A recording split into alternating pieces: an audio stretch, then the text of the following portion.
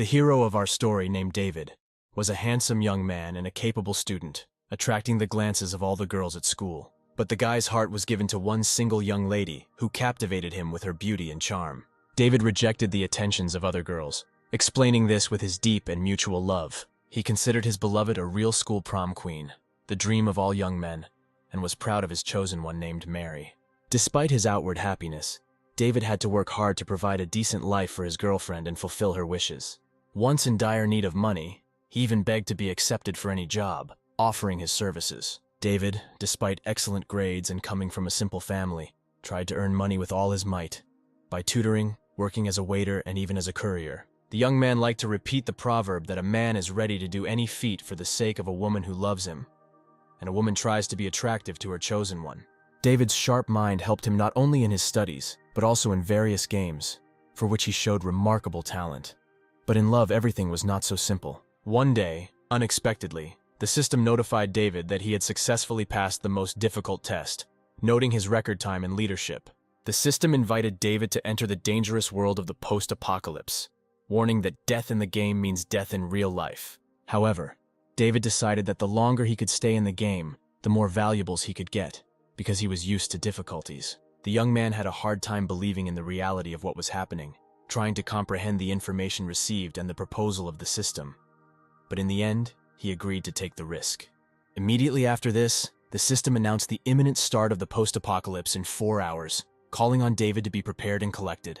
The realization that he would be able to transfer valuable things from the game into reality as long as he was alive caused a storm of joyful emotions in David. Remembering his girlfriend, with whom he had recently had a date, David decided to ask his friends to borrow some money. Realizing that he had only 4 hours at his disposal, David hastily made a list of the most necessary things: food, water, a military backpack, a mining shovel, and a flashlight.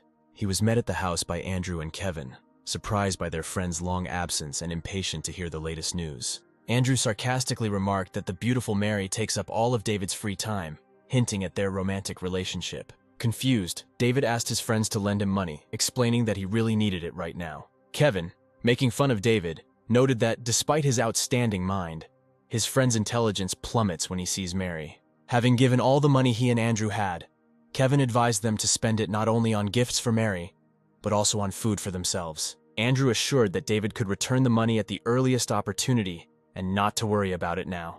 Kevin, saying goodbye to his friend, admonished him to be careful and prudent. Saying goodbye, David promised to arrange a grand celebration for his friends when he returned from that dangerous world. Having bought everything he needed, David, armed with a mining shovel, secretly hoped to use it to find treasure in a post-apocalyptic world. Despite the late hour, David still decided to call Mary, wanting to hear her voice before the upcoming journey. Mary, surprised by such a late call, inquired about the reason that made David disturb her night's peace. She mentioned that she wanted to talk to him about something very important that she had been wanting to tell him for a long time. Mary was ready to share important information, but at the last moment she changed her mind, postponing the conversation. She decided that they needed to meet in person to discuss what was troubling her. At that moment, Charles's voice was heard asking Mary who was calling her at such a late hour. Mary, as if she had not heard David's last words, interrupted the conversation, leaving the young man in bewilderment. David didn't understand why Mary suddenly hung up without saying goodbye.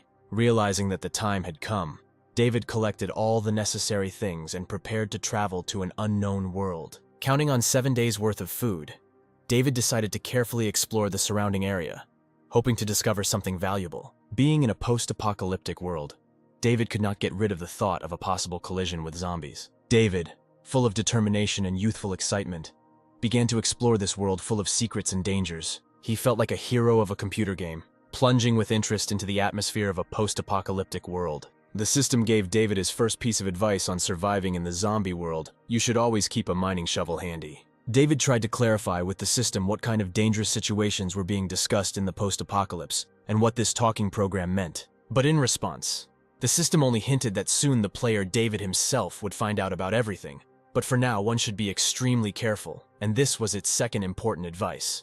Don't distract zombies when their attention is focused on someone else, said tip number 3. The system explained that in open spaces, zombies are much more dangerous and aggressive. The fourth tip of the system was to avoid unnecessary collisions that could cost lives. Then David decided that it would be a great idea to distract the zombies he encountered along the way with a thrown stone, as long as he managed to escape in time. The fifth tip of the system was related to the peculiarities of zombie perception you need to use their sensitivity to sounds. David concluded that zombies, being devoid of intelligence, are easily deceived. The young man had no doubt that he could avoid the dangers of the post-apocalypse. The main thing was to stay away from zombies. Suddenly, David stopped. It seemed to him that someone was watching him, and he became wary. David got the idea that maybe there were different types of zombies. But right now, the pursuer may not be a zombie, but a person. Because people in such a world are much more dangerous than the dead. Trying to determine who was in front of him, a local resident or a fellow guest, David decided to hide from his pursuer.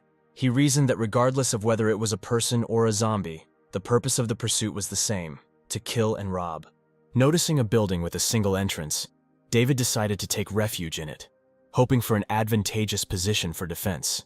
David felt more confident being in cover and having an advantage over his pursuer, whoever he was. Suddenly, a strange sound resembling a bird's squeak was heard, and David instinctively became alert, trying to determine its source. Seeing before him something between a fish and a man, David was speechless for a moment, doubting his own sanity. Deciding that this was not a hallucination, but a real robbery attempt, David begged for mercy. The girl who appeared before the stunned David demanded that he give her all the food, threatening him with cruel reprisals. Deciding that her threat was not being taken seriously, the girl, armed with a dagger, prepared to attack. David realized his mistake. He should have first safely hidden the bag of food before going on reconnaissance. Nevertheless, the situation did not seem hopeless. His rival was just a girl, albeit an aggressive one.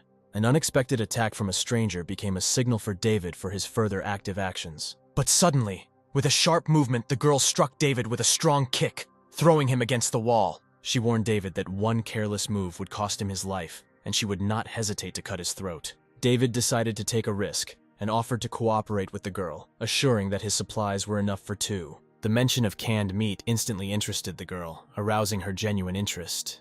Noticing the sparkle in her eyes and anticipation with which she perceived the word canned food, David realized that she was simply very hungry. The girl impatiently demanded to give her the canned food, as she really wanted to eat. David, deciding to take advantage of the situation and teach the robber a lesson, prepared a stun gun and attacked her only to protect his life. He then told the girl that he understood her hunger, but her behavior in this situation was unacceptable. Of course, in the end, David took pity on the starving girl and, giving in, handed her the canned food. In exchange for his generosity, David asked to give him her dagger, assuring that he would only borrow it for a while. Having nearly lost his provisions at the very beginning of the journey, David was determined to be more vigilant. The girl, gobbling up the canned food with gusto, assessed their quality and taste with undisguised pleasure.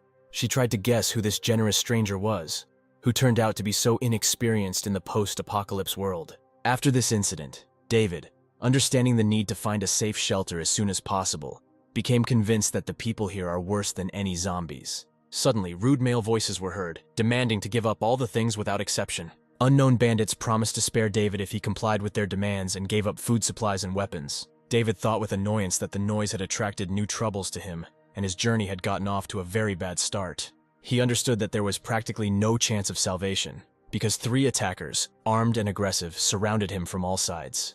The impressive size of the bag with provisions made a strong impression on the bandits. They decided that they had found a real rich man.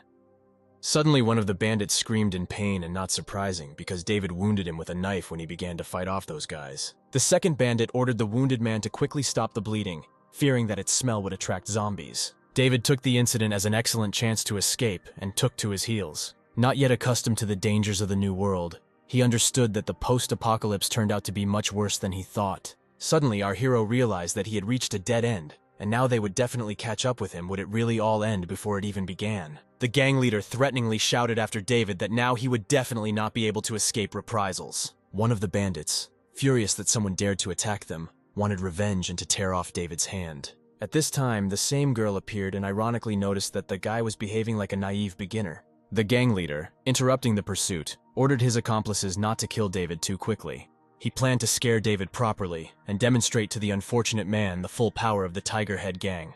At some point, the bandits, seeing a girl approaching from behind, became wary and realized that she was serious. After all, right now behind their backs, this girl killed their partner while they were busy with David. Realizing that the girl clearly did not intend to joke and was about to attack, one of the bandits warned the leader of the danger, but it was too late. The girl confidently stated that she had previously had to deal with more serious opponents than these guys and took a good hard hit. Having received an unexpected and very strong blow, even the gang leader, who knew the Iron Head technique, almost collapsed to the ground. She then asked David to immediately throw the knife at her, knowing that there was no time to hesitate. Deciding that in such a situation, dying at the hands of a girl was much better than being torn to pieces by zombies, David accurately threw a knife at her. Linda, as this brave girl was called, tired of children's games, in the next second sent the gang leader to the next world with one blow. The idea that bandits deserved death was clear to the guy, but he didn't want to witness a murder for the first time in his life. After this, the horror-stricken guy made the only right decision to flee from there until he himself went after his former leader. David just shouted to the fleeing robber to never come back unless they wanted extra trouble.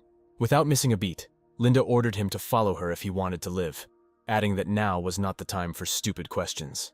The girl, looking around, warned that from the noise and smell of blood, very soon there would be a real pandemonium of zombies here. Calming David, she promised that she would take him to a safe place where they would not be in danger. Watching Linda's decisive actions, David realized that he had made the right choice when he decided to trust her. Thoughts raced feverishly through David's head. He believed that if he didn't irritate his savior, she could become an excellent partner in the near future. Looking back, David noted with a shudder that they were being pursued by a huge crowd of zombies, and he was very lucky that they were able to get away. Quite out of breath after an hour's run, David was glad that he did not miss his daily training in the school gym. Having caught his breath slightly, he sincerely thanked his involuntary companion for saving him from certain death. But in response, with a sharp movement, Linda put a knife to David's throat and coldly said that people are unpredictable and can betray at any moment. Without changing her intonation, she demanded that David put the stun gun on the floor and not even think about resisting. David, feeling the growing tension, tried to calm the girl down and calmly offered to discuss the current situation. He assumed that this was all a misunderstanding, just the consequences of a recent incident with a stun gun when he used it on Linda. As a reconciliation, David promised that he would share delicious food with Linda as a sign of their friendship. Seeing no other way out, he offered a deal if she helped him survive in this damn place for 7 days, then all the food would go to her. The unexpected proposal interested the girl Linda asked with undisguised curiosity where David got such a supply of food. David, calculating his options, thought that he had nothing to lose, since there was enough food for everyone, and even half of the supplies would allow him to hold out here for 10 days. Not wanting to reveal all the secrets, the guy asked to take his word for it, adding that he couldn't tell more yet.